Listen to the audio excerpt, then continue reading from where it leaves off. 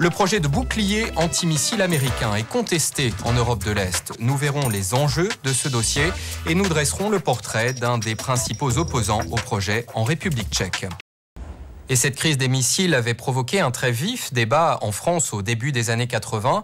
Contre une partie de sa majorité, et notamment des communistes, François Mitterrand s'était rangé derrière les Américains. Les missiles sont à l'Est et les pacifistes à l'Ouest, avait-il déclaré dans un discours devenu célèbre. C'était en 1983 au Bundestag. Le projet actuel de bouclier antimissile américain verra-t-il le jour? Les parlements à Prague et Varsovie doivent se prononcer l'année prochaine. 57% des Polonais et près de 70% des Tchèques sont aujourd'hui hostiles au bouclier. Le leader des opposants en République tchèque s'appelle Jan Tamas. Portrait.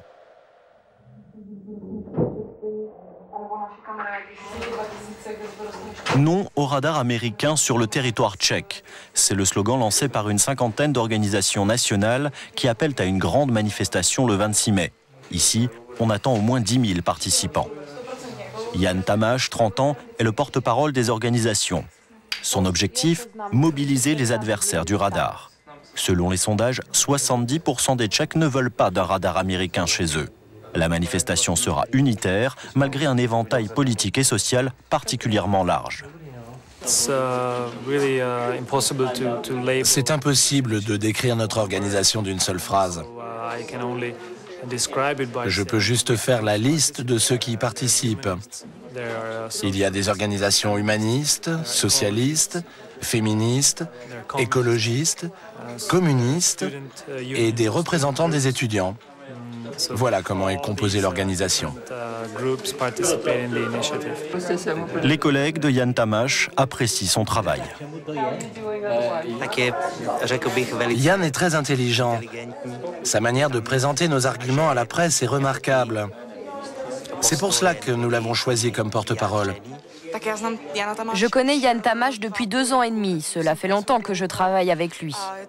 Il ne fait que travailler. Parfois, j'ai l'impression qu'il ne mange pas, qu'il ne dort pas et que sa seule et unique préoccupation, c'est de travailler avec nous. Comme lui, les militants sont toujours sur la brèche. Distribution de tracts et collecte de signatures contre le stationnement du radar américain. 25 000 Tchèques ont déjà signé l'appel. Maintenant, ils concentrent tous leurs efforts sur la mobilisation pour la manifestation de samedi prochain. L'impact médiatique doit être le plus fort possible.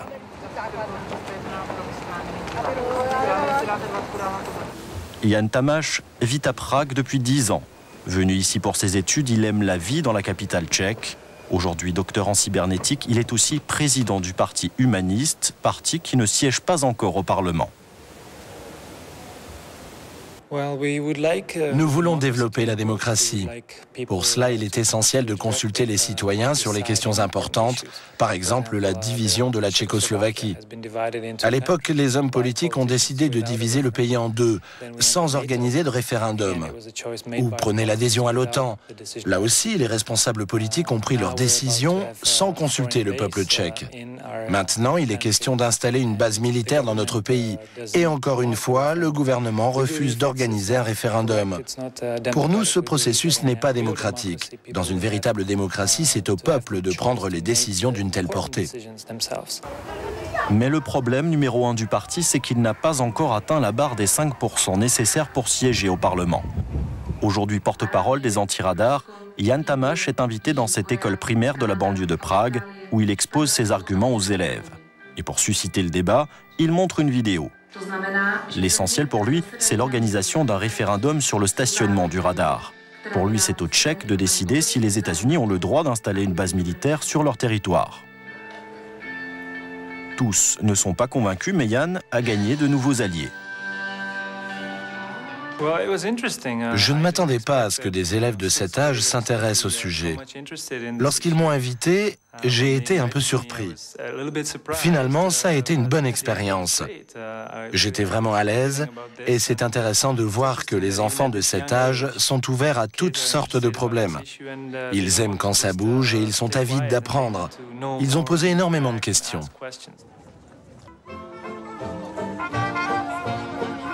À Prague, Jan Tamas n'a pas seulement découvert ses ambitions politiques, il y a aussi trouvé la femme de sa vie. Ils habitent un petit appartement dans un triste immeuble de l'époque socialiste. À 23 ans, sa femme, Lucie, est étudiante. Elle suit un cursus de relations internationales.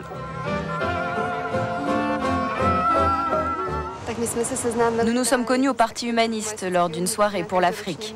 Depuis, on ne s'est plus quittés. L'Afrique, c'est un continent qui a toujours fasciné Yann Tamash. Il a travaillé au Kenya en qualité de coopérant pendant quelques mois, mais pour le moment, il consacre tout son temps à la campagne anti-radar. Si nous voulons une Europe et un monde plus sûr, il faut relancer le désarmement au lieu de produire de nouvelles armes et de construire des bases militaires. Les militants se demandent combien de personnes suivront l'appel à la manifestation du week-end prochain. Pas de souci non plus pour les touristes de Prague, car selon les organisateurs, la manifestation sera non violente.